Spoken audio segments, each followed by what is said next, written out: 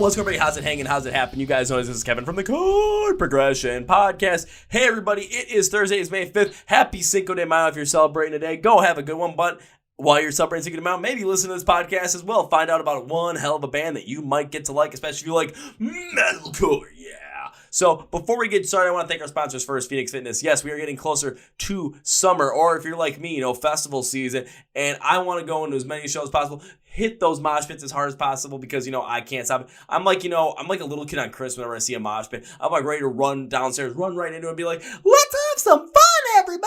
So in order to make sure I can do that, I have to hit the gym as much as possible and do all the athletic shit that I can do, as much cardio to make sure that I'm not, dying in those pits. As much weightlift as a lot so they make sure, I'm not, physically dying in those pits. So what am I going to do with that with Phoenix Fitness? Well, they're going to help me prepare and recover right from those workouts and make sure I can do that stuff and achieve those fitness goals. The different stuff such as different pre-workouts to help you, get amped up for those workouts and get your muscles ready to attack that workout as best possible. Then to recover, they have different pieces of the recovery compounds to help you, get, the nutrients into your muscles after for recovery, different creatines to help build muscle, different protein blends help you build muscle, AM, PM blends, or after your workout blends, collagen blends, vegan or plant-based blends for protein, different multivitamins, anything you might need to achieve your fitness goals. Phoenix Fitness will help you out with that. So I just get 15% off through the code MSOTD at FNXFit.com. Link and promo code in the description of the podcast. Our second sponsor is Custom Debuts. I still need to get a poster up for that blank wall that's right behind me.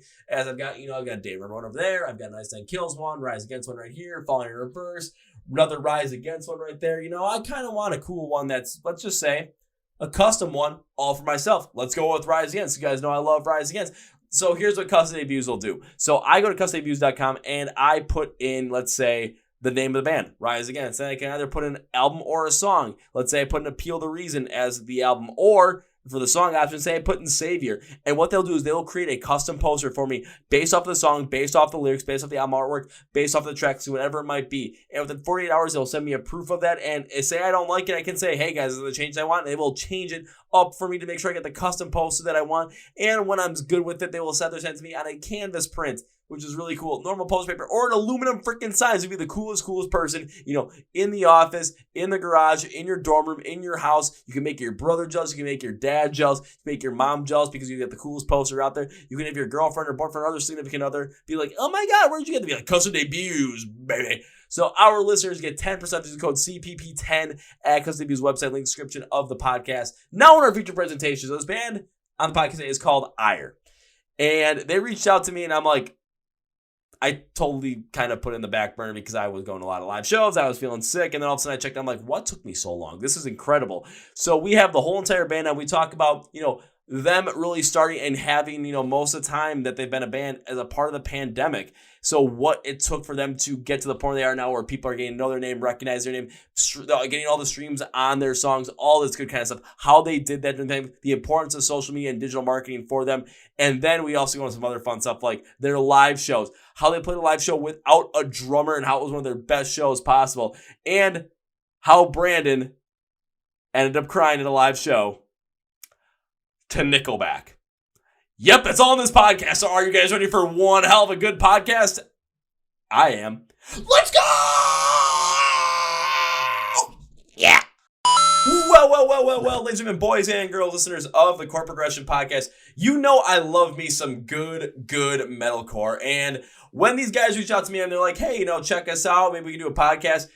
Maybe it took me a little bit longer to check them out because of some shit that was going on. But when I checked them, I'm like, oh my God, why did it take so long? So they have an EP out right now called Poison Dreams. They released 5 singles throughout 2020, 2021. It's compiled into that. And I definitely suggest that you take a listen to it because God damn. So here, let's talk all about their music. Let's talk about the music of the band IRE with members Ari and Joe. And Brandon will probably be joining us later on as well. But Ari, Joe, welcome to Chord Progression Podcast. What's going on, man? What's up? Thanks for having us. Thanks for being on, guys. And Joe, thank you for sending me your band's shit because after I listened again, I was just like, why the hell did I wait so long to listen to this? I need to get these guys on. No! Yeah, man, I can't even remember how it popped up on my feed, but I remember seeing it. I saw you and it was like rock and metal podcast, and I was like, I sent it to the guys. I was like, "You want to do this?" They're like, "Yeah, 100%." So I shot you the message, and then finally found some time to work it out. So this is great. Yeah, unfortunately for me, it was like when you sent me the message, I was like, it got lost in the shuffle of some things. I was just constantly like doing so many other podcasts, going to shows, and then I got sick, and I'm just like, I couldn't deal with anything. I'm like, okay, finally I need to listen to this. I listened to this, and I just literally felt like crap. So I'm just like, I let this sit on the shelf. For how long? Why? Just why? Dude, we totally get that. Yeah. The grind has been unreal, with all of us, like the past few months. So we've been like, super behind on a lot of things and a lot of stuff that we've been trying to get done. So we totally understand that too, especially with shows coming back. Like that's all. I know you mentioned that, like going to shows and having them come back. It's awesome. So, but say so far, like it's 2022, shows have been pretty much like, in full force since I think like fall 2021. I mean, that's when it was in full force for me once again. It felt like every single weekend I was going to a show. Still feels like that. I mean, like 1 or 2 a weekend. No problem whatsoever. But on your guys' end, especially, being musicians yourselves, what's it been like, getting back into the live music scene, getting back into that, especially when the majority of the band's history has been throughout the pandemic? It was super weird because, so like a lot of like when you start, like I feel like other bands, you like start like one of the first things you write songs and you go out and play shows.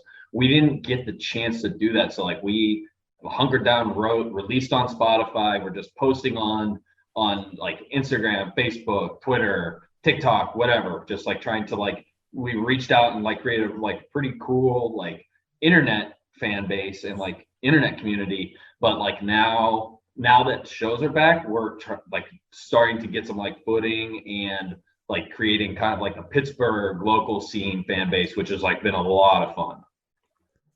Yeah, it was super weird. I remember going back to it, and when we first started and we were releasing Red Ink, it was right before the pandemic actually started. Mm-hmm. Like we were released that Valentine's Day in February 2020. And we're gearing up and we're like booking our recording sessions with Atrium out in they were at York at the time. And just seeing them get canceled and pushed back because everywhere's closed. I was reaching out to a couple of bands that I knew through some forum groups that were coming through Pittsburgh. We're trying to hop on tours. We're like, okay, we have these songs. They're not actually released yet, but we can play these shows and, we have one out and start, getting our name out there. Maybe if we don't even have a full half-hour set list, we'll play a cover or two, and then just pad it with the rest of our songs. Canceled. They're like moving them like 2 months at a time because people don't know what's going on, and then all of a sudden, like the first 4 months that they say like turns into all of 2020 and then all of 2021. And then we were finally able to get back into the studio. When was it? I think it wasn't until July of 2020 to record first. Yeah.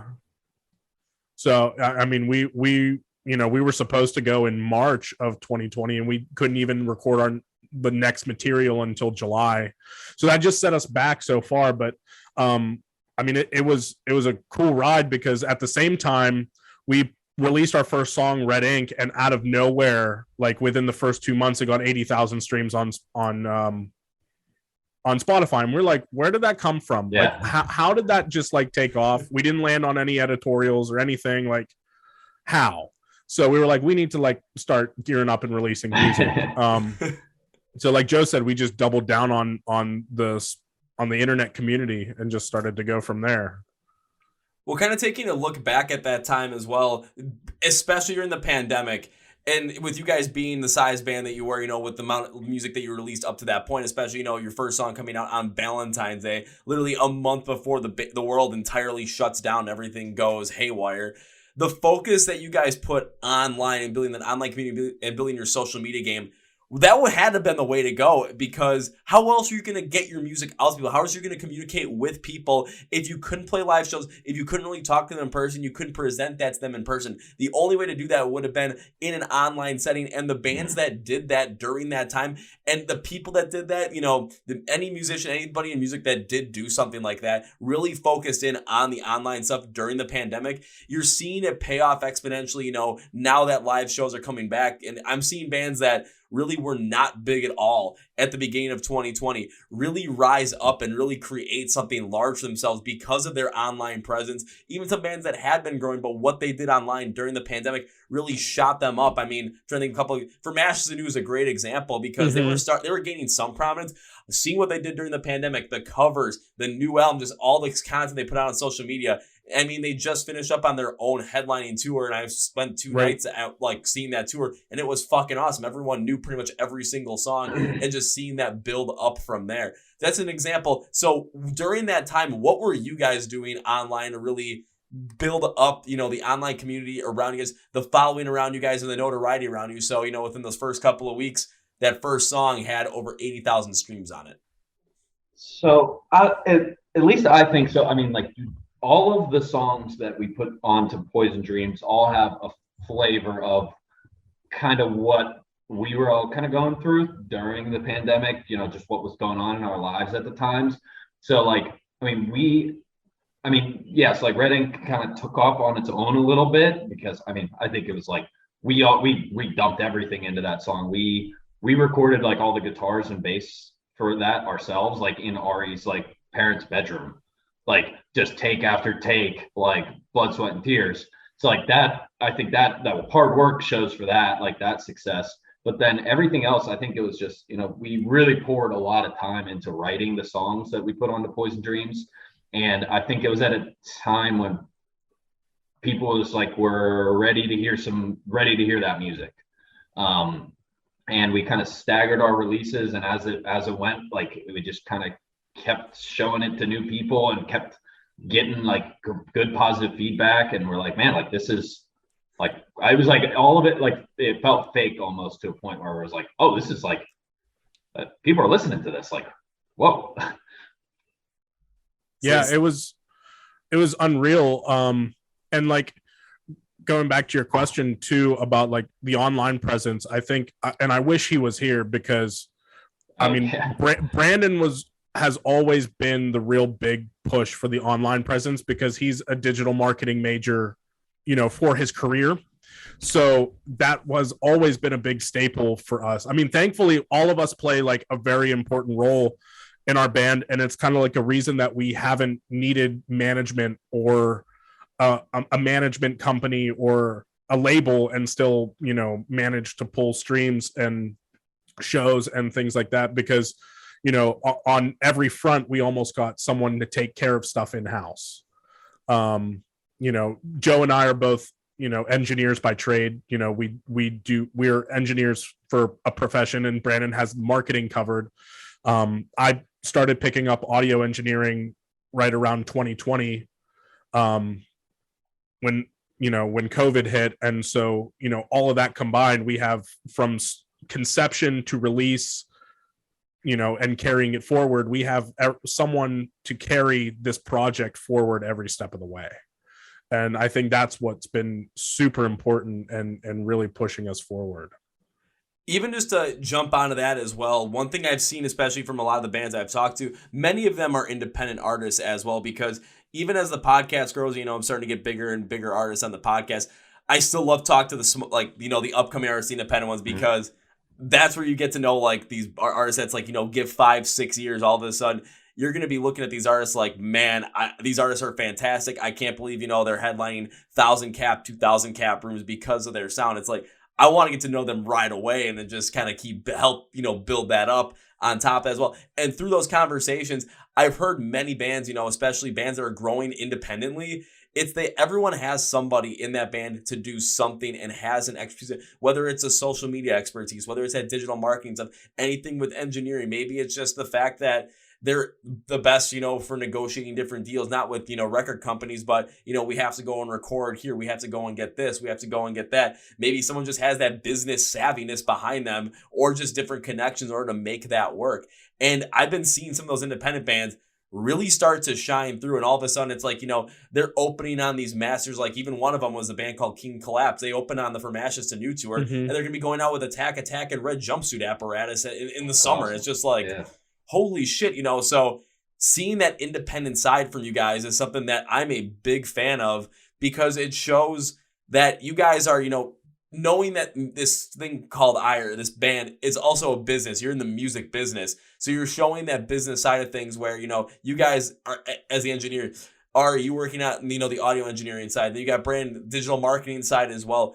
You all have different roles to play, and you're all executing on those roles to the point where, when I was taking a look at the stream counts, it was like, you had a couple of songs that were easily over 100,000 streams. And for a band that has one EP out and, isn't, all too, known in the scene, especially based on the fact that you guys haven't played that many live shows because of the pandemic, that just shows a lot of the quality that you guys have put not only in your music, but into the, release and the marketing of it. So people get to know who the band is, and people are, compelled to hit that play button on whatever streaming service they have and listen to it, and then listen to it again and again and again. Mm-hmm.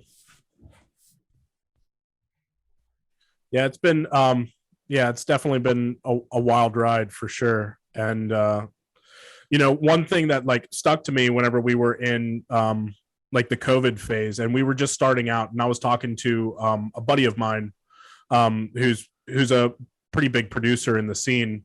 He was saying the one thing that you can't underestimate now is when you're releasing music, the people that you used to look up to are now your competition.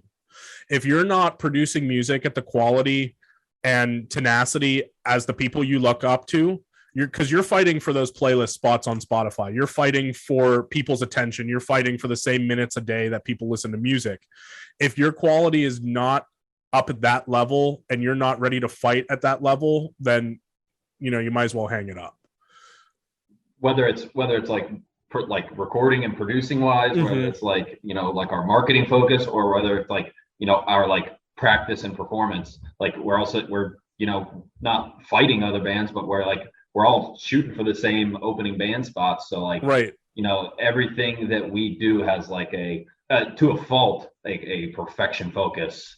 And it's like, it drives us nuts at times, but it's like, we got like, we're here to do this for real. So like, we gotta do it right when it's time to do it. Right. And, and the thing with independent artists too, is like, we don't have the budget that label artists do. Like, we can't just go in and crank a $30,000 music video and put it up on Sumerian and get 1 million streams the next day. Like, we're lucky if we could even afford a $600 music video, but like how we spend that money has to be super effective. Like how we choose to spend our time has to be super effective. And like everything we do, it has to be super calculated. And we discuss everything thoroughly in our group chat. I mean, there's easily 100 to 200 text messages a day just discussing per hour.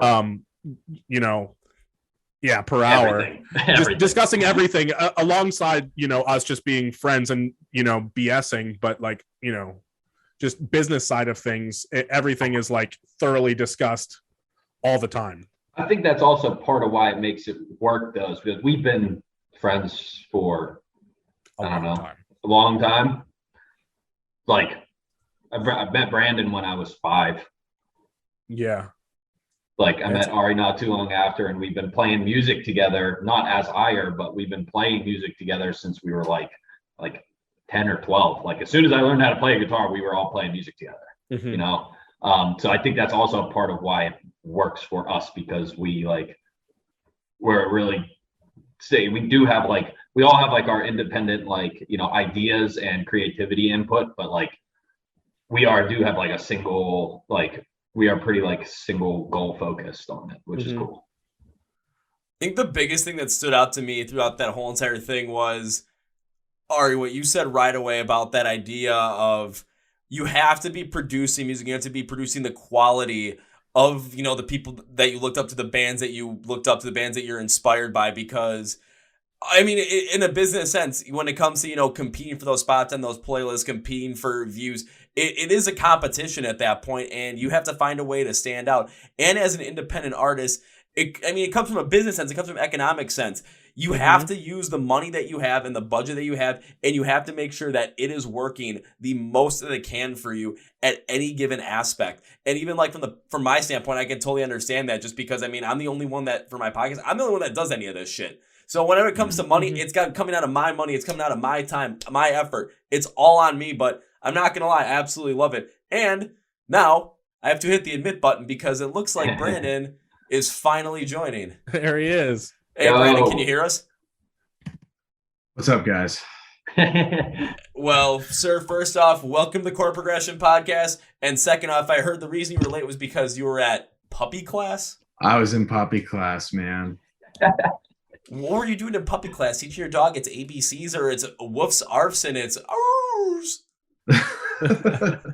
No, we were, I mean, just, I don't know, just heel, all the come, stay, sit, all that fun stuff. All the simple commands. So, when you take your dog out for a walk, or you just say, dog's starting to go crazy, it's like, you can control it and not have it, go off on a crazy tangent and potentially try, bite some kid, and then you got a lawsuit on your hands. That's right. Did they teach you how to behave? That probably would have been beneficial. Well, shit. That would have been in their best interest. That'd have been hysterical. But, well, Brandon, first off, welcome to Chord Progression Podcast. And now I'm direct this to you because it flows in the conversation that we were having. So, of course, during the pandemic, to stand out in any way possible and to get, get those streams and get the people to know about IRE, get to know about the band, it's had to take a lot of, from the digital side of things, a lot of different things online, social media marketing, digital marketing side of things. And from what the guys told me, for your day job, you're also a digital marketer. So I got to ask, during the pandemic, what specific things were you doing online in order to make sure that people knew who IRE was, to get that attention, to get those people to hit the play button on Spotify, on Apple Music, go to YouTube, hit the play button, or, go to iTunes and, ooh, I like this track, I'm going to buy it? Yeah, well, one of the biggest things for us wasn't even my efforts. I mean, it was getting on some of Spotify's curated playlists. I mean, Reflections hit New Metal Tracks, which is now all new metal, and then it hit New Core and New Blood. Like, we got on 3 major Spotify playlists, and so that was really what poured in a ton of listenership. And same with Smile. That one got put on Spotify. Decided to put that one on New Blood as kind of like a test run before Reflections came out. So that was really where a lot of it came from. But we did a lot of word of mouth stuff. We did some Instagram ads, we did some Facebook ads for streams and for engagement, which is page likes and things like that. So that's been really successful for us. I mean, the Facebook ad that we're running now has been going really well. We're scaling back a little bit now because we have other things to spend money on. Facebook ads, Instagram ads, getting on those playlists was huge. Ari actually helped us out with some like non-curated playlists, like some individuals playlists. So we got on some of those for some of the earlier songs like Red Ink. That really helped us out. Paris Green, there's one that's still banging for us that gets us, I don't know, how many are you, like 100, 200 a day, something like that. Yeah. Not crazy, but it's consistent. Yeah, nothing crazy. But I mean, granted, Paris Green has been out almost, in September, it'll be 2 years. That's crazy. Yeah. We also, this isn't digital, but it is marketing. We also got these bad boys made up. They're Reflections cards with a QR code. It's just our logo on the back, but it's got our website and a link right to Spotify. And so we've been putting these up on bulletin boards, passing them out, throwing them out at shows, things like that. So that, I don't know how much it's helped, but it looks cool. And it's fun to just hand people it, like, hey, check out my band. Honestly, coming from like the business card side of things, like you just showed me, it's a dying art just because everything's online. But the fact that you have the QR code on there, I mean, that makes total sense. I've thought about doing that myself. It's like, go to some festivals. It's like, oh, hey, maybe check this out. Oh, instead of looking up, oh, here's here's a card with a QR code on it, just scan it, and all of a sudden it'll go to the link tree and you can literally select everything. Shoot, I gotta do that before I go to Rockville this year. Fuck. Yeah, well, next big metal show we go to, we're gonna make it rain. Mhm. Just Shoot, what would be let the it rip. next? What would be the next big metal show around you guys coming around? As I Lay Dying, probably. Yeah, there's a lot coming up. Metallica and Ice Nine Kills in the summer. Yeah. Yeah. Oh, One of the that's ones I'm Metallica most one. excited for is in August with Mudvayne. They're opening for Rob Zombie, and that's gonna be a really cool one. Oh yeah, I forgot about that. Because I'm actually getting to see that here in Milwaukee. But what happens with that is like it's Mudvayne's coming here as like I think it's a warm up for their set at Rockfest like the next weekend, like that following weekend. So it's Mudvayne and Starset. Oh, nice. That's not. I'm just like They couldn't be more different, but that's cool. I know. I saw. I'm just like, what the fuck? Okay, I'm in. Like, it's gonna be. Yeah. I looked at the ticket. I'm like, that's expensive as shit. Okay, fuck. But I just gotta start doing the business card thing too with the QR code because I go to so many definitely. shows and so many different metal shows. It's like, oh hey, you know about this? Instead of having to like pull out my phone, here, take the card, put it in your pocket. You'll see it later. And it's like, oh, you'll remember it later on. Shoot, I think I'm gonna do that right after this podcast is over. You're giving me marketing ideas, so thank you. They were also like, you got it, man. they were pretty dirt cheap too for, I mean, they were like, we bought them in mind that we just wanted to throw them out, like we want to plaster them everywhere. Almost like a sticker, but like, a little bit more wasteful, I should say, I mean, if you got 1,000 of them and maybe you get 100 clicks, that's 100 new fans. I mean, that's, the ROI was pretty well spent on them, Oh, absolutely. And again, it just speaks to the, being an independent band and making the most out of the money that you have available so that you get more people to know about the band, more people to listen to the band, more people to want to share the band with their friends, with, the people they have online, post about it's like, hey, I checked out this band, IRE, checked out their song Reflections. I fucking like it. I fucking think it's awesome. Here, I'm sharing on Facebook, Twitter. I'm posting a picture of me, jamming to the song on TikTok or something, and boom, now more people get to listen to it, more people get to have an idea behind it, and more people are enticed to click on it and listen to it. Yeah.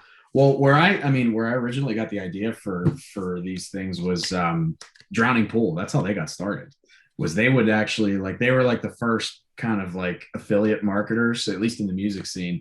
They found like people that liked their music, and then they would give them like a bunch of business cards with their website on it and stickers and things, and like they would just tell them to just go hand them out to as many people as they can. So we haven't made it that far yet, but we've just been doing it ourselves. That's the ultimate goal, is to like get other people to do the work for us. Yeah, exactly. Yeah. But, Absolutely. And, one thing that's going to help out with that, of course, now that, when it comes to the pandemic, yeah, we're through like the shit of it, and live shows are back in full force. So when you guys are to play some of those live shows, you're going to be able to connect with those people on more of a personal level, more of a face-to-face level. And you might be able to, hand out some of those business cards to people like, hey, here's a stack of like 20 or 50, next time you go to do something, start handing them out, just throw them out, just, go to the club and literally make it rain business cards for IRE, baby. That's right, man. Raining IRE. So when it comes to live shows, like what do you guys got coming up so people can potentially go out and check you out? On top of that, again, when it comes to live shows, I don't think you guys have, from what I've looked at, I don't think you guys have played too many. So when it comes to getting back out there playing live, what can we expect from you guys in terms of a live show setting? Just because, well, I kind of want to tease it for people to be like, okay, we have to go and see IRE right when they come near us. Like, no! Yes, I mean, next week's going to be a wild week for us. So we're like in the recording studio on Tuesday next week. Thursday, we're playing a show in Greensburg, PA. And then Saturday, we're playing a show in New Kensington, PA. We're opening for Beer Union, which is going to be super awesome. Yeah, we're pumped for that one. Yeah, that's gonna be sick. And then we have another about one date a month through August. July, we're opening for Greyhaven on their new album tour with Limbs. That's going to be super fun. We're playing opening the new Metal Madness tour coming through with Crazy Town, Head PE, Flaw, Edema. We're opening that one in Pittsburgh, and then we're opening for Flaw again at the Hard Rock in Pittsburgh in August. And probably by then, one or two more dates will be added. We're always looking out for dates and opportunities to play shows. So constantly booking, but those are what's confirmed as of now. So Gotcha. Have you guys looked into potentially like, maybe getting a little bit further away from Pennsylvania, like maybe going to like somewhere in Ohio, maybe somewhere, further south of Pennsylvania, just to potentially expand the reach at all? Have any of those opportunities ever come up as of recent? Yeah, we look at all the shows that are, within reason for us traveling. Cause like, since we're still a small local band, we're working on expanding, but it's also, we have to do things like that we can make happen, especially if it's like a weeknight for us. It's tough to travel more than an hour, 2-3 hours away. With day jobs. Yeah. We're all big boys with big boy jobs and houses and girlfriends and wives. So we still have responsibilities, unfortunately. But yeah, I mean, we're looking anytime a show that we want to play, that like we're excited to play, like Ari's been our guy. Like he hops right on it and starts talking to the promoters to see if we can get put on it. So he's a fucking agent. Yeah, it's not exclusive to Pittsburgh. I mean, we've looked at Right. shows in Harrisburg, like Central PA. We've looked at some in West Virginia and in Ohio. So we're looking around the area. It's easier being from the Pittsburgh area. Getting Pittsburgh shows is easier for us, not only just in terms of travel, but also in like recognition. People around here have started to realize who we are, so it's easier to get on shows. Yeah. It's also like, I've been looking for like within like a 2-3 hour radius out of Pittsburgh. So anywhere up to Cleveland, down through Maryland and all of that. It's super tough because a lot of the tours that are coming through, they also stop through Pittsburgh, but a lot of them, if they're coming through Pittsburgh and they have an opportunity for people to hop on it just for like a single night, we might as well just hop on it in Pittsburgh, because we'll be able to draw more personally in a hometown show than we would 3 hours away. If it's another, like a bigger tour, they're normally booked. Like it's a whole touring package. So again, it's kind of hard. We wouldn't even be able to get on it in Pittsburgh. So we can't really get on it in other states. And the tough part is, as we're growing, and it's been awesome, like in Spotify and our marketing has been helping. And, as we're growing our socials and, people out of state are, realizing who we are. I mean, every now and then we get, an order or something on our site from someone that's, out of state. We're like, that's cool. New fan. We have no idea who they are. But, selling tickets out of state for an event is another thing that's, a little bit more difficult right now, just because we're not as big as we need to be to do that. Well, it's not even just that the being as big as it is, it's building the fan loyalty is really where we need to be at. Like, so like the people that are fans of us outside of our area, like, we're still the new kids on the block. We're still fresh blood, as Spotify called us, or new blood, I guess. But I think fresh blood is the Apple Music one. Kind of new to the scene. Yeah, so I mean, building that fan base, like we're still not at a point where it's like, oh, IRE's coming to town, like we got to go see them. It's like, oh, I've heard IRE on Spotify. I really like them, but like, am I going to go spend $20 on a show yet? I don't know that we're there outside of like where we have a more loyal fan base, which is hometown. So far, we're trying to break out of that. I would spend $20 on that shit, but then again, when it comes to concerts, I see something that I'm remotely interested in, and I'm just like, ooh, money. Just go do something, and all of a sudden next thing comes back, it's like, okay, now I've got 2 concerts we get. Fuck through this, they're the same day. How the fuck is this gonna work? I'm still trying to figure out something like that over one of the weekends where it's like, oh, want to go see This May Fire in Volumes, and then they have Dance Gavin Dance headlining, but then While She Sleeps is doing a small show like 20 minutes away, and I'm like, how the fuck can I make it from that to that and make sure like I see everything I want? But I'm one of, not that many people that are going to be that crazy enough to try and do something like that. So I can understand where you're coming from, where, you want to expand that reach. But again, it goes back to what we initially had started talking about when it comes to you guys being on the independent side of things. You have to make sure that everything you're doing is super effective to every aspect of it, using that money, using that time the most efficiently as possible. Because if you're not, then, you're going to be just missing out on a lot of those opportunities. So it makes a lot of sense to try and get on some of those tour packages for that one night thing. And of course, those bands are not going to be stopping in some of these like small areas. So Pittsburgh, of course, that makes a lot of sense. Pittsburgh is a large metropolitan area. Of course, bands are going to end up stopping there, or anywhere, maybe around there, but potentially, still looking at a chance to, get out and maybe play in Harrisburg, maybe play in Cleveland. Just adds a little bit more of an opportunity, especially if you're able to just jump on like one of those one night show kind of things for like a tour that's going to have, 1,000, 2,000 people still show up. It's like, yeah, you're going to be the opening band, but that's an opportunity for people to get to listen to you guys and to get to know who you are in that setting. Because trust me, if people get to see you in a live setting for the first time and they like it, it's like, it's an experience. That's how a lot of the bands that I've liked, it's like, I maybe have heard one or two of their songs before, didn't really give them much attention. All of a sudden they're opening on a tour I want to go see. Boom, I just go and check them out, and all of a sudden I'm just like watching them play. I'm just like, yeah, just like blows your mind. That's basically what happened the first time I saw Ice Nine Kills. I was like, I'm not been to the horror thing. This ain't my thing. I saw them perform live, and I was just like, they're unreal. Holy shit, they're so good. Yeah, I still have yet to experience it. You're missing out. You're missing out. Ooh, yeah, you're missing out, man. It's one hell of a trip. I'll put it that way. Yeah. Lots of blood, gore, and Hollywood style killings on stage. Yeah, I dig the suits. Oh yeah, because they did that. They started doing that for this album run through. Where most of the time they were, because it's for the whole American Psycho thing. Right. Yeah. Next thing I know, you guys are gonna be going out there playing in suits, but not just any suits, sleeveless suits. Well, the first time I ever saw that, it was this was years ago. You guys remember Tooth Grinder? You guys remember that band, Tooth Grinder? No, not all that much. The name sounds familiar, but no. So they're a band that I've heard recorded a number of times. They have one song called Blue. That song rips. It's awesome. And then the rest of their stuff is like, that's not bad.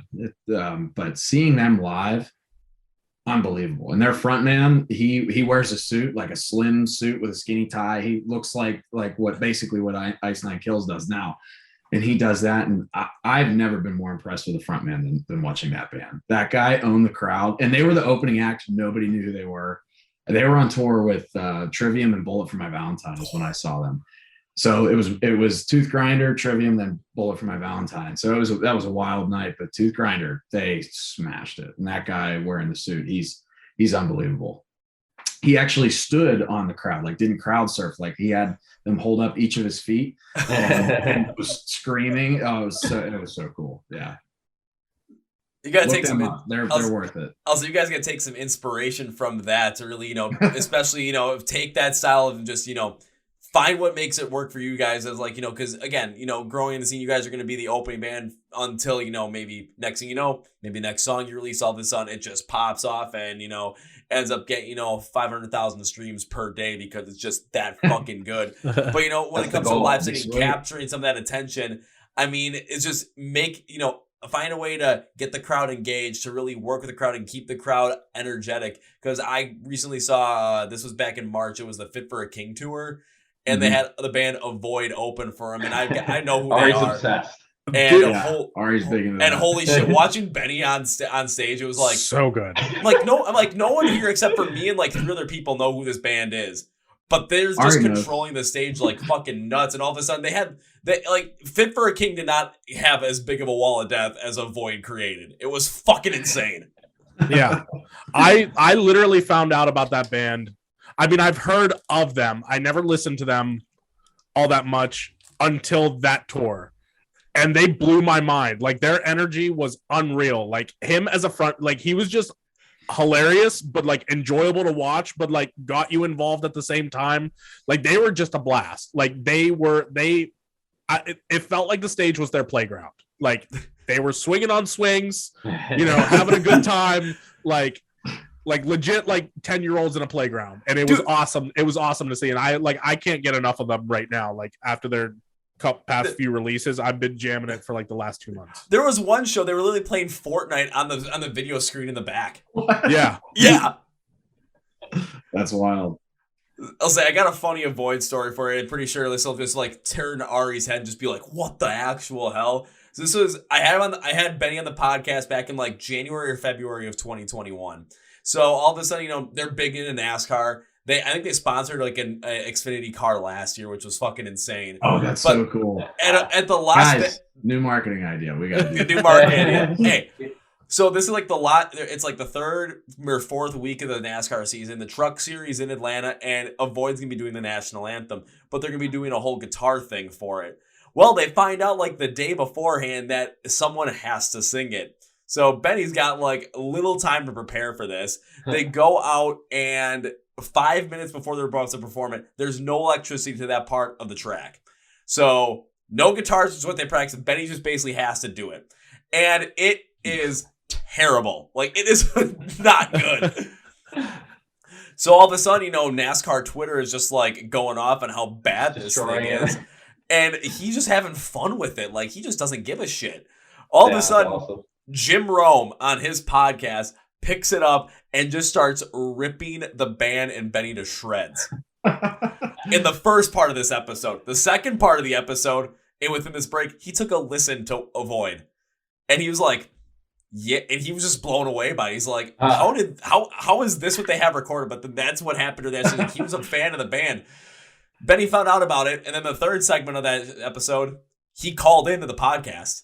Oh, no way. He straight up called into the podcast and was just the biggest fucking goofball on the podcast, just basically himself the whole entire way. And if you go on to YouTube, just search up Avoid Jim Rome, someone put like a supercut. It's like 24 minutes long. It's hysterical. That's awesome. Man, that's awesome. That is cool. Yeah, I saw that they were opening for North Lane. They're coming through Pittsburgh again. I really want to get these boys to come along for that show, because just for Avoid in general, like they're worth the price of admission. Like their set was awesome. I will get us on the bill, Ari. I tried. I already emailed. Hey, if you guys are, because right now it's Avoid, Silent Planet, and North Lane. I think announced if there was like a fourth one. I think there might be. I'm not sure though, but you never know. I mean, like the show that I ended up seeing him at, because I saw him in Rockford, Illinois, or just outside of Rockford, Illinois. There was a local band that did open for that show. And I was running late, so I missed the opener. I'm like, I thought I was gonna miss Avoid. I only walked in, and a minute later, Avoid goes on stage. I'm like, I fucking made it. But if there's a chance to go, God, do it, because. And then just to get people to see them live once again, especially, both Brandon and Joe, you guys get to see them live and just see just kind of the energy that they bring in and take some inspiration from that, so that when you guys are playing those live shows and make you open at some of those tours that have those, some of those bigger packages behind them, to really, open up and start it out so that when people see you for the first time, it's like, holy shit. Now this is fucking awesome. And you already get them like amped up for the rest of the show. Yeah. But people remember your name because you're the ones that started it all. Right. Yeah.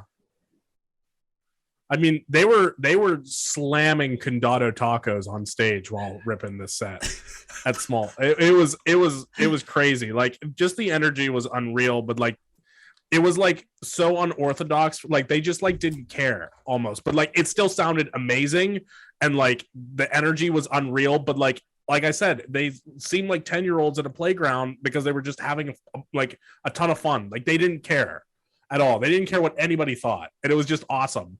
They're like throwing their instruments between each other. Like they had their merch guy come and play bass, and their other guy was just sitting on the kick drum. Like they were just having a good time. And like, but everything sounded phenomenal. It's not like it was just like a joke the whole time. Like they still sounded unreal, but they were like bringing heat. So. Yeah. Shit. I mean, now Ari's got his mind moving. I mean, you guys are going to end up getting inspired to the point where next thing you know, you guys will be playing some heavy shit on stage. And next thing you know, all of a sudden, Brandon and Joe and all three of you guys are just going to switch instruments out of nowhere and just continue to rip for like one song.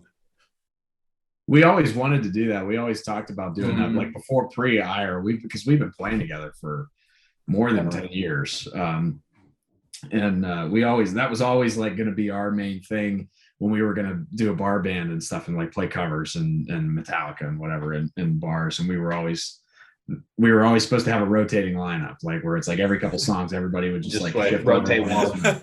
Yeah. Green Day, I don't know if they still do that. Green Day used to do it. I know, like they all just like would switch instruments like in the middle of their set. Yeah. I don't think Green Day does it anymore, but I know they used to. But could you imagine if all of a sudden, I mean, I'm just taking it from my perspective as a fan. Okay, I go and see a show and say, I'm just going to use that North Lane one as an example, just because that's what we were talking. So I'm going to see a show, and you guys get to put on that for the Pittsburgh night, and I'm there, and I see you guys go up on stage, and you guys get maybe 25 minutes to play. All of a sudden, like halfway through the set, I see you guys switch instruments for one song, just completely switch. I mean, in my head, I'm just thinking, what the fuck is going on? But if it sounds just incredible, now I'm wondering, how the hell did they do that?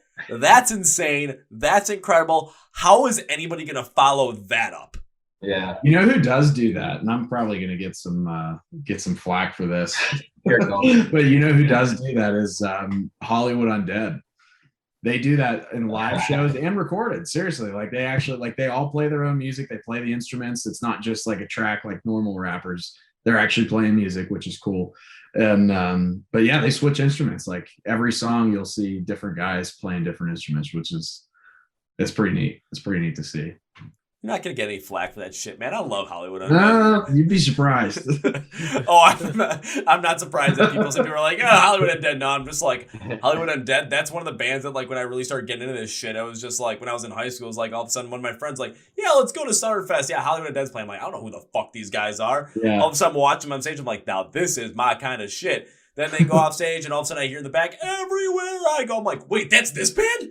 Fuck yeah!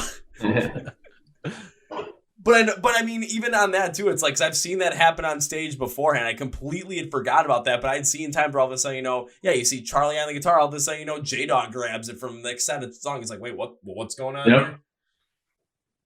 So just kind of adding that to it. I mean, especially from a perspective of a fan that might not know who you guys are, especially on one of those larger shows, to see something like that again, it's something that will stick out in the minds of it, especially if you call it out. It's just like, well, everyone move one step to the right. We'll do it too. And all of a sudden you guys literally switch, and it's just literally just change instruments and then rip the next song. And then after that, it's like, okay, we're going to go back again. But just for one song, it's like, what the fuck is going on here? All right, we're going to have to step up our drumming skills. Oh, Yeah. I don't know if you've peeped our last TikTok or Instagram, but our drumming skills are very subpar at this point. Only one way to go from here, and that's up. Oh, I mean, down is a very good possibility too. So yeah. We used to be like Ari was definitely better than me, but I was like, all right at the drums, and I haven't touched a drum set in like, I don't know, probably like 10 years. And it's not been that long. Oh no, it's been a couple years, but not 10. 10. No, Ari, you played. Oh, maybe it was close to 10. Yeah. Last time I actually had my drum set set up was at my parents' house in high school. I'm like coming up on my 10-year graduation to like next year. It's been 10 years. Okay. I low-key made him a little depressed on how fast time has moved. You just made me a little low-key depressed that too, because now you're saying you're like, you've been out of high school like for next year, like 10 years. And I'm just thinking, shit. I'm in the exact same spot. Yeah. What the fuck, man? Shit, maybe, honestly, I'll put it this way. You guys, if your last time you had your kit set up was like in like 2012, I mean, that's better than me. Last time I had a kit set up like in my parents' house was 2010, when I'm like, okay, maybe, I decided not to stop playing. I think kind of part of it was the fact that I kept breaking those drum heads, and it was just like having to replace them, especially as a 16-year-old. That takes a good amount of money that I did not have. Life of a drummer is not a cheap one, man. Oh dear God, the amount of freaking drum heads I broke, the amount of like snare drum heads I just completely just like tore down the middle. I don't even want to think Head about sticks, it. Cymbals. I'm terrible with cymbals, I inverted my hi-hat cymbal. Destroy cymbals, dude. I destroy cymbals. It's your big muscles. Yeah, these are new though. I still broke them when I didn't have them. So next thing you know, you're gonna be on stage and he's gonna be going all like muscle crazy on the cymbals, and next thing you know, you're gonna hear just one completely crack in the middle of it. It's just like, alrighty, who wants a cymbal out in the crowd? It's from IRE. It's gonna be the only one you're gonna see that's probably gonna be cracked up until the next show.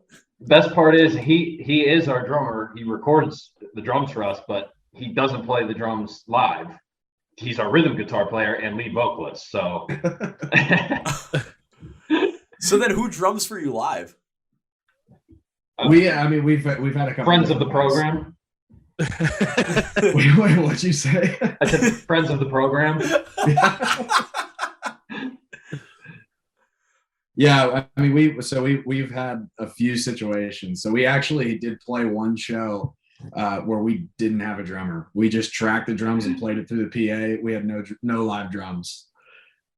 It was an interesting show, but we brought the energy. We kept it up. It worked out, but yeah, it was a show that we ended up I think a headliner popped off of one of our buddies' shows. Yeah, and so then we filled in for it. So we didn't have enough time to like reach out to like one of our guys who usually fills in for us, and we were like, all right, like we're gonna have to just go up there without a drummer and just bring the energy, just the three of us, and it was a ton of fun.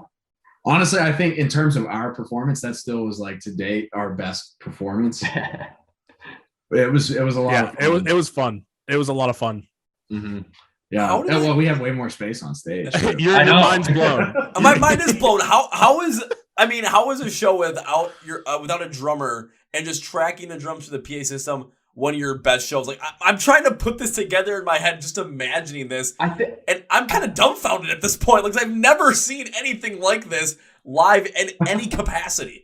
I think it was because we went up there and we're like, all right, we don't have a drummer. We know that like we gotta bring the energy. We had to play our asses off because we don't have like a key component of when you see a band. You think live music, you're thinking of you basically just hear drums at most venues, especially small ones. Yeah. So we're like, all right, we're going up there, like we need to bring it with everything we have. And that's what we did. As we're like, all right, it's just three of us, like, let's just go do it. And we did it. And our drummer didn't mess up that night. Yeah, that's true. He played a perfect set. Yeah, perfect set. Wasn't too loud. You could hear all the other instruments. It was great. The mix was phenomenal, you know. That was the best sounding drum kit I've ever heard, you know. Yeah. See, I'm still trying we do have two other guys that have been hopping on shows with us recently. Like we're kind of building up our roster so that like anytime we have a show, you know, that we can always like call somebody and say, hey, can you come play drums for us tonight? Hey, you up? Yeah, hey, you up? It's like Good morning booty call. Hey, hey, you up? We need your services tomorrow night. You in? But I'm still trying to wrap my head around this whole entire thing, just because, I mean, when you said, like, you know, from a smaller venue, I mean, primarily you just hear the drums and that's it. And that is 100% correct, because I'm thinking some of the smaller venues in Milwaukee that I've been to, and it's just, I mean, the drums just drown out a lot of the sound. And even though, you know, I'm as much as I like to be up front and in the pit, because that's, I mean, I see a mosh pit, I'm just like a little kid on Christmas that sees like the wrapped up bike. I'm just like, and I just go gangbusters for it. But it's like sometimes, you know, you're right close to those PAs, and it's like just because the drums are so like heavily focused in on the sound, it's, you know, the PA, anything to try and bring over the guitars, the bass, the vocals, anything. I mean, it gets fucking loud real fucking fast. So yeah. Now I'm trying to, like, you know, put that in my head where the fact that you guys had the drums just tracked and the mix was phenomenal. Yeah, I'm just trying to. So, how did you guys bring the energy for this? So, especially just with the three of you guys on stage, like, how did you bring the energy to make sure that, you know, the crowd was going nuts? And as you said, one of the best shows you ever played. Yeah, honestly, I don't know what it was, but I mean, there was just more movement. There was more conversation between us and the crowd.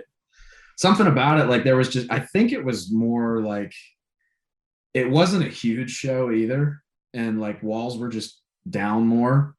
And so we just let it rip. That's really all I can say is we let it rip that night.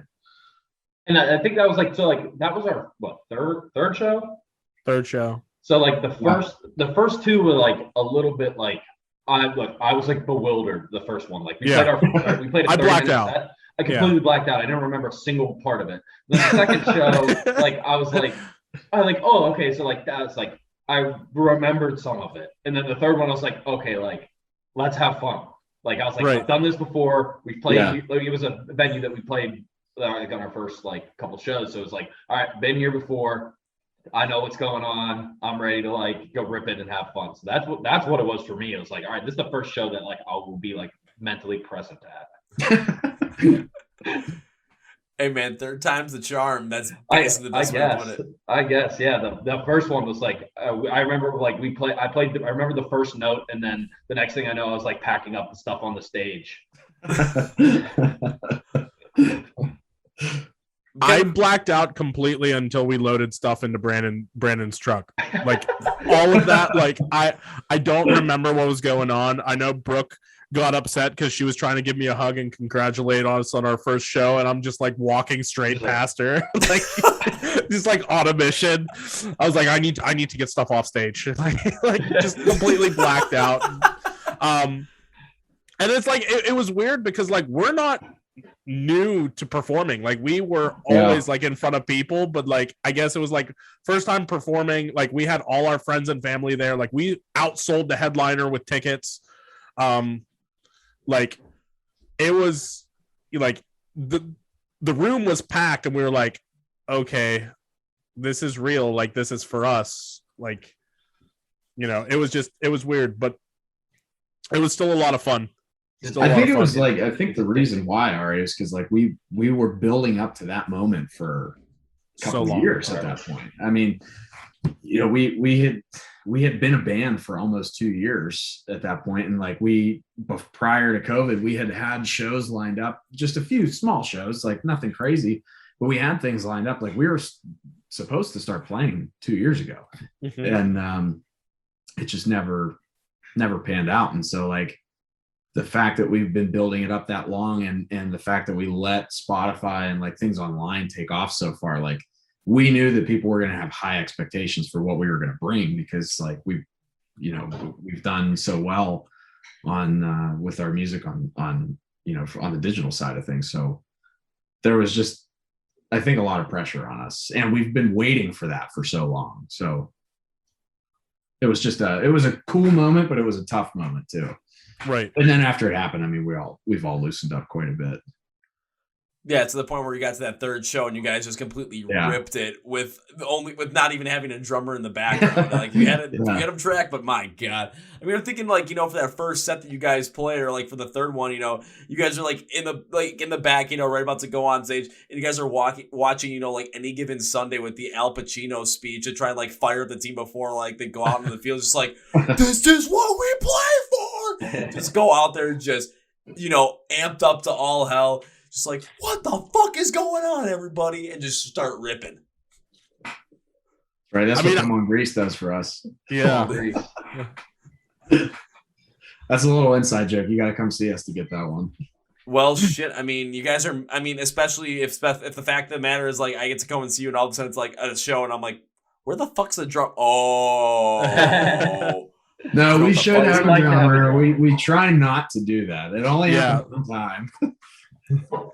Guess I have to make it happen 2 times, especially if I get to come and see you, because I'm just gonna be like, oh, I'm gonna be like shaking people, like, oh shit, they're doing it again. We were relieved to find out that a couple of weeks ago we are not the only band to do that in the area. There's another local band, Skies of Terror, that they're actually very good too, and they did the same thing. They tracked the drums and they tracked the bass too. It was 3 guys. It was cool. Like it was 2 guitar players and a vocalist, and they tracked the bass and the drums. They sounded good though, and they killed it. Yeah, they're awesome. Yeah. That's all it comes down to. Is like, as long as you bring the energy, that's what it's about. I mean, it's really hard. Like that. Like I gotta say, I was like super winded halfway through our set just from like moving around. Like I'm like, I don't know how to get through the last 2 songs. Thankfully, I didn't have to do. My vocals kind of die off after like the first 2 songs, so I don't really have to do much. So no one has to hear me suck wind, but like, you know, if you bring the energy, you know, you can do it. It's just, it makes it so much harder because there's so much more of a gap that you have to bring. Yeah. Like, yeah, it's just, it's tough. Unconventional, but yeah. It's But I like gotta say, after like watching the videos back, like our, like besides our most, we had another small show, not too long ago. I guess now it was the beginning of April, at a small bar.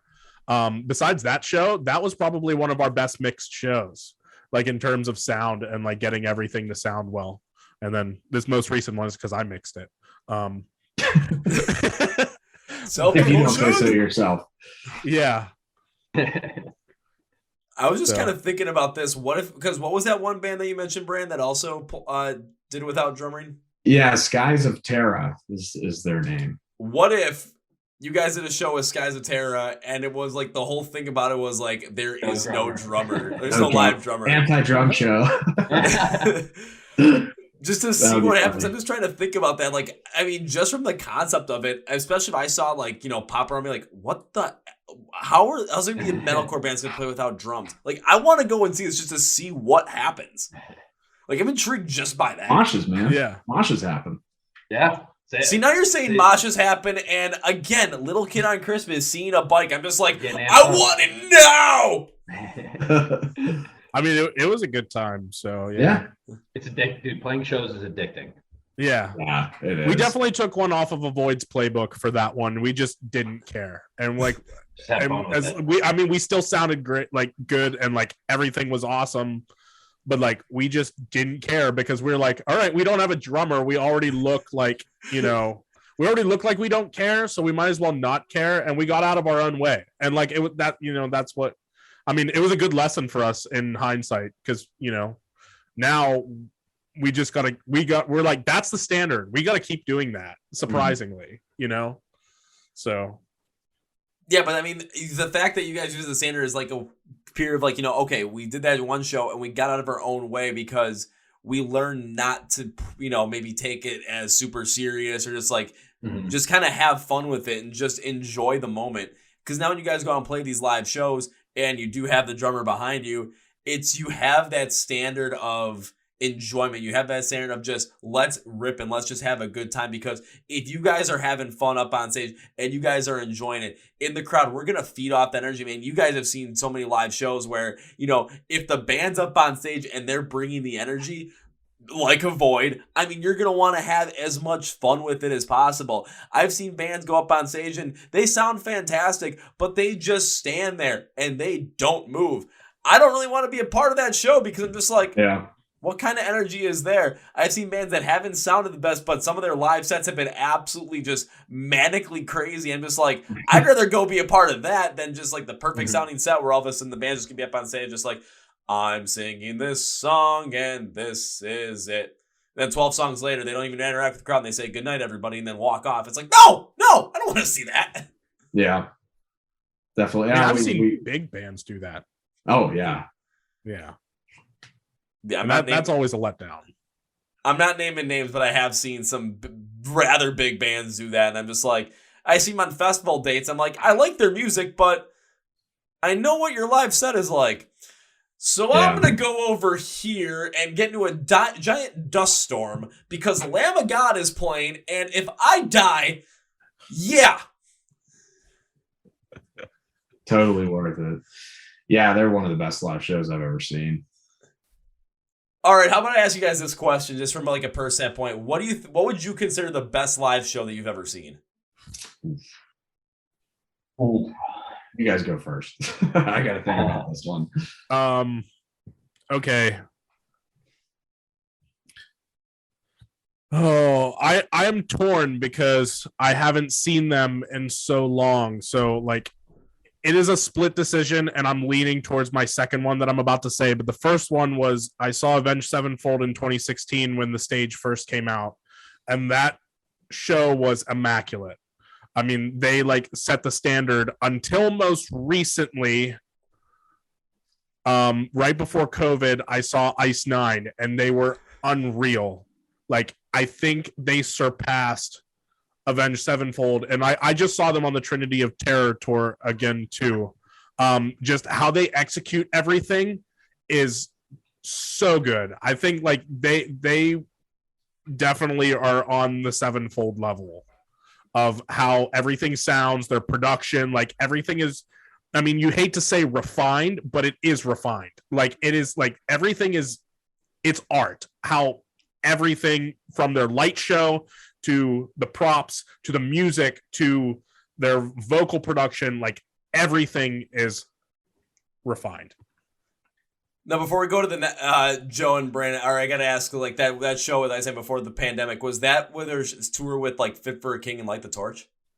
Yeah, actually it was. And they played their most recent tour now, it was more of like a stadium tour. But that one was more of like a 2,000 cap venue tour, and that was awesome because he was doing exactly what the Tooth Grinder guy was. Spencer Charnas was standing on the crowd and singing, and it was unreal. Like, and they still sounded unbelievable. So the reason I had to ask that question was because, like, if I had to pick a show, I would have picked that show that I saw on that exact same tour because it was just, again, I had no idea really care who the band was, and I just saw them up there, and I mean, I was just like, I was just amazed by it. They played for 2 freaking hours in a basement stage that had maybe 750, maybe 1,000 people there just packed in. The energy was unfucking real. Yeah. All right, Joe or Brandon, which one do you guys want to go? I'll go next, but I have like 9 answers that I've bounced back in between. Like during the Ari's thing, I've literally switched my answer like 9 times. But so I'm gonna give you all. So okay. But for different reasons. So the 2 best sounding bands that I've seen, and so this will show all of our musical tastes, which will be entertaining. So I grew up listening to punk rock music almost exclusively.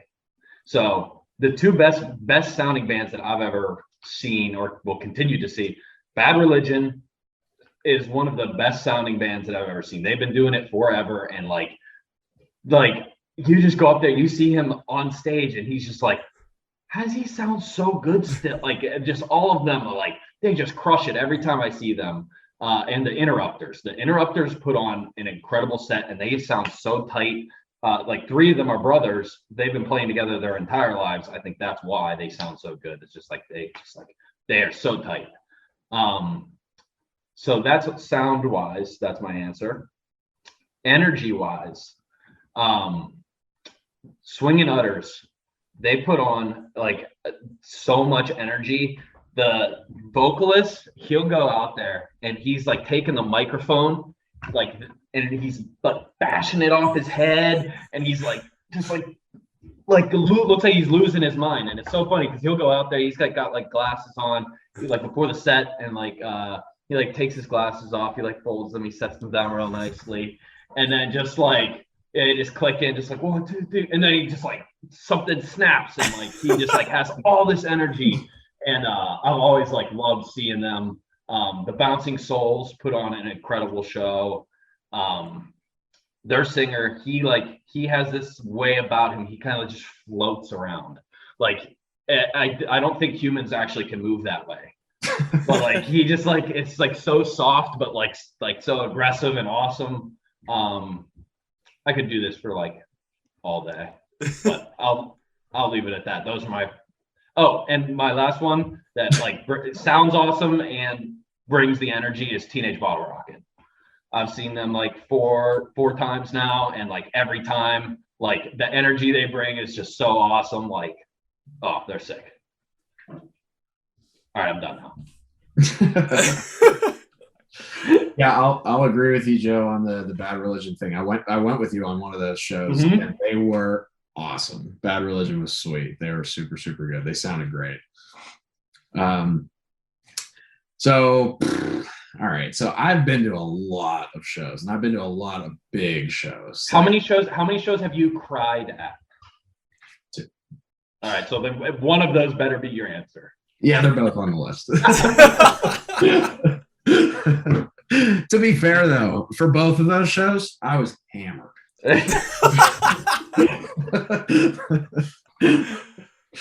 So, and I was really happy because they're both like some of my favorite bands. Yeah, so I'm gonna wait to give you those ones because one of them is gonna get me in trouble. But I've seen Metallica. That was like a, I don't want to say once in a lifetime thing because like I plan to do it again, but I mean, I as any metal guy does, I mean, I worship the ground that they walk on. So seeing Metallica live, I mean, I've never seen such a big presence from a band. Hands down, like that was the biggest, like larger than life presence I've ever seen. Like it felt like they were from a different planet. And of course, that's one of the only, I've only been to a few concerts where you see a 2+ hour set and every single song that they play was a #1 global smash hit and they still didn't play everything you wanted to hear. I mean, crazy.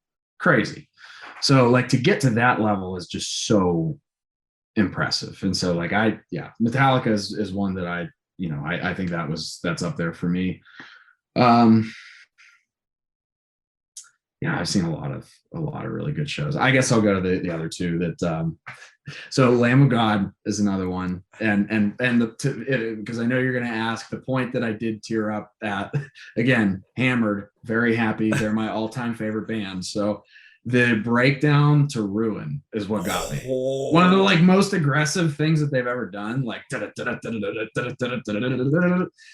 got me. That got me. Pure ecstasy in that moment. Seeing it live. So yeah, that was a big one. And then this is my favorite. This will be my favorite part of the podcast. It's never not going to come up, and that's like I'm never going to come up. If for some reason we ever do get famous, that like there's going to be videos of me saying this on multiple podcasts because everybody's going to ask me this question. It's going to get plastered everywhere, but I'm unashamed. Nickelback, they're unreal. They're so good, dude. They were so good. That was one of the most fun days I've ever had in my life, and they were one of the best live shows. Their band, just like I said, I was impressed with Metallica. Nickelback is one of those bands where they sound better live than they do on the record. And that is so hard to do. They're awesome. Say what you will about them. They've definitely had some stinkers. I'm not going to lie. But like, they're fantastic. When did you cry? Photograph. That was in my head. I'm like, if there's any point in time this guy's going to cry at Nickelback, it's going to be during Photograph. Yeah, man. That was the third song they played. And I was like, many beers deep, many hours in. Wait, you cried 3 songs in? Yeah. But not for the rest of the show. I was good the rest of the show. Just that one time. No, he was just wondering what the hell was on Joey's head in that photograph. That's right. Really where he was crying because he could not figure it out, especially, I'm just going to say probably 13, 14 beers deep at that point. I mean, that's just a rough estimate. It might be more than that, but you never know. You're in the ballpark. Well, shoot. I mean, are you guys going to take him to go see Nickelback when Nickelback comes back around so you can experience this live with Brandon tearing up, fully emotional? Fully emotional Brandon at a concert. It's an all-time experience. You got to see it at the one show you didn't cry, but you almost did die when we saw Volbeat and Trivium. Yep, that one. You like almost had you weren't crying tears. You were just crying sweat. Yeah, excitement. Yeah, I was dead sober, and like I don't know what happened to me. Something like clicked in me that night, but I just I changed. My God. Yeah, and that was when we were in high school when we saw that show. And that was like when Volbeat was like really on the rise, like they were starting to become like a big band, but it was still a small venue. I mean, we were right there. There was like, I don't know, 3 or 4 people ahead of us. Like we were right up at the stage, and we were at in Pittsburgh, Stage AE. So it's like they get bigger bands there. But it's still small enough that it's like, I don't want to say intimate, but it's like, a few thousand cap venue. It's not stadium, but it's like right below stadium. Like Spirit Box just played there. So it's like, to give you a frame of reference, like big, but not super big. Okay, I'm kind of putting my frame of reference because I got to see Spirit Box, or I didn't get to see Spirit Box on tour with Under Oath because they had COVID the week that I was going to see them. But I got to see Bad Omens, so Yeah. That's cool. and then Under Hey, Oath just before ripped. we continue, one other thing I gotta like give a shout out to this because this was also a super cool show. This past summer I went to see Chord and Stained together. Sweet show. I'm a huge fan of both bands, and but Jonathan Davis had COVID while he was performing, and like he couldn't breathe. He had to sit down for most of the show. He was in a throne. Like they brought a throne out on stage for him, and because like he had long COVID, like he was messed up, and so like he was literally like sitting in his chair, like singing like that. It was so cool. I mean, he still brought the energy. There's gonna be a meme of me doing that at some point, but that was. So anyway, I remember before we move on from the shows, like that was super cool, and like just the fact that he powered through and just did it anyway. Like he didn't cancel the show because he was sick. That's a performer, and I really admire that. And he still sounded great too. Like you could hear when he would like lose his breath and like he would have to cut notes short, or like he might like waver on things here and there, but like he still brought it. I was very impressed. I remember that because I had tickets for that show because they like when he was still long COVID sitting in the throne when they came to Milwaukee, but I ended up giving away those tickets to some friends because they like Chord more than I did. Plus, I was traveling down to Chicago that same night because it was my first time seeing Rise Against in 2 years, and I was not for anything missing out on that. Yeah. I skipped out on one half of my buddy's bachelor party because I'm like, fuck it, I got tickets to see Rise Against. I know it's your bachelor party, but see ya. Rise Against. Yeah. Gotta bring the bachelor party to Rise Against. Dude, I skipped out on halves of 2 bachelor parties last year. One was for a Rise Against show. One was for an Ice Nine Kills show. Do not regret it. Even for one of those friends, the night before he got married, it was like everyone's at the rehearsal and shit. I'm going to see a show, and I break my finger during the show. And I say, fuck it, let's pop it back in. And, maybe I won't mosh. Maybe I won't mosh for the rest of the show. Maybe protect the finger. Okay, for the headliner, I'll mosh to one song. One song that's in my head, that's it. They go on, it's a day to remember. They play right back at it again. I'm like, fuck it, I'm in. Then they play Second Sucks. You can't not mosh to Second Sucks. And they play Paranoia. Big giant fucking circle pit. I can't not do that. And after 3 songs, I'm like, fuck it, I'm moshing with a broken finger. If something worse happens, well, I guess I'll cut it off. Whatever. Fuck it. But hey, it's still here. Who needs it? Who needs the pinky? But just like talking about those live shows, one thing that was cool about, especially getting to know you guys a little more, getting to know more about your sound. I mean, hearing from Brandon a little bit more on like really focusing more on the metal side and maybe some more like, some of the metalcore side, you get some of that like Lamb of God in there. Then Joe talking about, some of the punk rock side, hearing Ari talk about Ice Nine Kills again, just seeing kind of, the influences that you guys have individually and see how it all comes into the sound that you guys create with IRE. I mean, you're getting a lot of great stuff that really makes metalcore what it is and really makes it strong to the point where, I mean, you listen to songs, you listen to stuff off the Poison Dreams EP, and you're going to feel the energy through and through right then and there. Yeah, that's something that we've always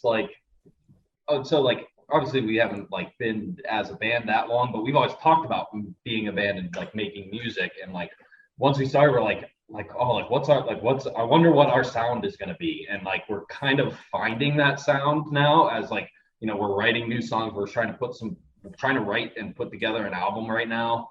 And it's been a ton of fun. And it's really fun to see the different influences show themselves, but in a way that is IRE. Oh, absolutely. Because even listening through it, because I did a deep dive into Reflections as well as I was picking out some certain sounds that I heard from some other bands that I've not only had on the podcast, but bands that I really enjoy as well. And I'm just sitting here thinking you guys are pulling out all these different types of sounds, and all of a sudden I listen to some other songs you guys have. I'm just okay, I'm not even hearing those in there, but you're still feeling the energy. You're still feeling the core of all of your influences kind of coming together and really feeling powerful in there. Because even with Reflection, listening to the intro, I'm starting to get I'm starting to pick up some things like I See Stars, picking up a lot of We Came as Romans on that track. Even a smaller band from Pennsylvania called If Not For Me, I'm just stuff that they're like, you guys are kind of like, I'm feeling the exact same energy, and that band fucking slaps. I'm like, and then I'm listening to you guys, I'm like, both those bands fucking slap. Shit. Okay, can we get a tour and kind of, instead of going to Penn, like, can we bring them towards the Milwaukee area so I can be in the pit and go fucking nuts? Hopefully. Yeah, man, spread the word. Let's get it over there. I think that's what this podcast is for, to spread the word about this band, man. I mean, that's kind of what I'm going for right now. Yeah. So we're definitely gonna do it. Oh Yeah, yeah, man. And guys, as we bring this podcast to its conclusion, and hopefully what this podcast will do is get to the, help get more people in the band, and hopefully all of a sudden, later in 2022, maybe all of a sudden, you never know, something's gonna, blow up for you guys. All of a sudden, like, oh wait, IRE's coming on tour. Wait, they're coming close to me. Alrighty, money, go, buy ticket now. So we like money. It'll basically be like Fry. Take my money, please. So, guys, as we bring this podcast to conclusion, one thing I always like to do is give you guys a chance to say whatever you want to say, plug whatever you want to plug, promote whatever you want to promote at the end of the podcast. So, gentlemen, the floor is yours. Marketing boy. Well, me? Yeah. All right, yeah. So, like you said, we got an EP out, Poison Dreams. You can pick this up at our on our website, ireband.com. If you ever want to check out our tour dates, like whenever we're playing shows, again, under our tour section on ireband.com, you can pick up shirts, koozies, our EP, all kinds of stuff there. And check us out on Spotify if you don't mind. YouTube. At YouTube, Apple Music. Just take a look, see what you think. We're not going to be mad if you don't like it, but we hope you do. And look out for a new track that's going to be coming out.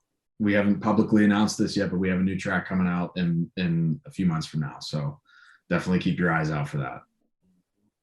For people who've seen us live, we've played it live. But for people who haven't seen us pretty much outside of Pittsburgh, new track coming. So yeah. So that's it. That's the pitch. That's the plug.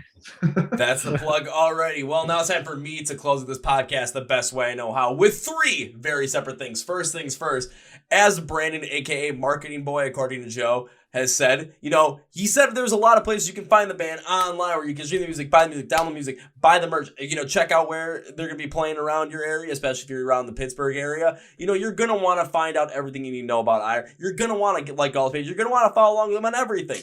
But instead of having to search it up yourself, I'm going to do you as close as I can to that business card with the QR code. Here's what you're going to do. You're going to go to the description of this podcast wherever you're listening to it. Spotify Podcast, iHeart, Amazon, or if you're watching on YouTube, go to the description. It's going to say Find IRE Online. You're going to see labels for all their socials, YouTube, where you can stream music, buy the music, download music, where you can find them online, where you can find their tour packages, where you're going to be playing live shows, where you can find their merch, and links to all of it as well. So it's a one-click, one-stop shop. I'm doing all the legwork for you, so you don't have to. Make it as easy as possible to get into IRE for you guys. So that's number 1. Now time for number 2.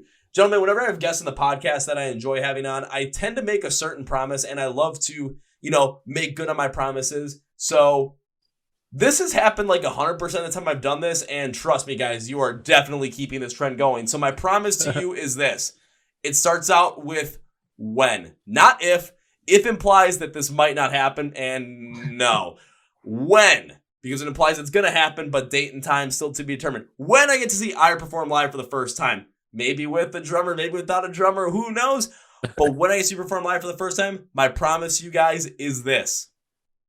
First round's on me. And for the love of God, hold me to that. Second round's on us. Fair enough. So who knows? Maybe it might be somewhere you guys come close to me. Maybe you guys play a show in Chicago and I'm like, I'm driving down there. I don't give a shit. Or all of a sudden, you never know. Maybe you guys are going to still be playing in Pittsburgh and all of a sudden it's going to be there randomly one day like, hey guys, how's it going? Why are you here? I don't know, but I'm here having a good time. That's all that matters.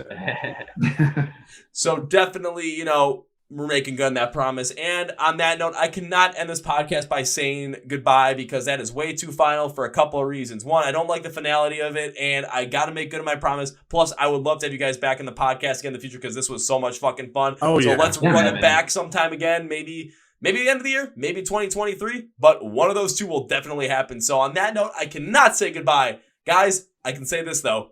See you later. Hey, we'll see ya. See you later, man. Thanks for having us. See you, man. Thanks for having us. Ooh, well, folks, this is my interview with the guys, Ari, Joe, and Brandon from the band IRE. Once again, if you guys want to get in the know with this band and you guys want to become a part of them, follow along with them on social media. All their social media links, their YouTube link, where you can find them online website-wise, where you can buy tickets to their shows, where you can buy their merch, where you can stream, download, buy all their music is in the description of the podcast. You can get into IRE right now if you want to, which you should. Or wait till the podcast is officially over. I don't know, whichever one you want to do. Also, when it comes to the Chord Progression Podcast, make sure you find us online on social media, Facebook, Twitter, Instagram, and TikTok as well. TikTok's got, the fun, crazy, weird cuts from the podcast, like Brandon crying to Nickelback, because that is just funny stuff. On top of that, make sure you're subscribed to the Chord Progression Podcast on YouTube. You get to watch all the podcast videos on YouTube. Also, you can also, subscribe if you want to just listen to it audio version-wise. Spotify Podcast, iHeartRadio, and Amazon as well. So if you are subscribed to the podcast after listening, I want to say this. Thank you very much for subscribing to the Chord Progression Podcast. Thank you for listening. I really appreciate the support. I appreciate it. We're still growing. We're still going, and we're not stopping.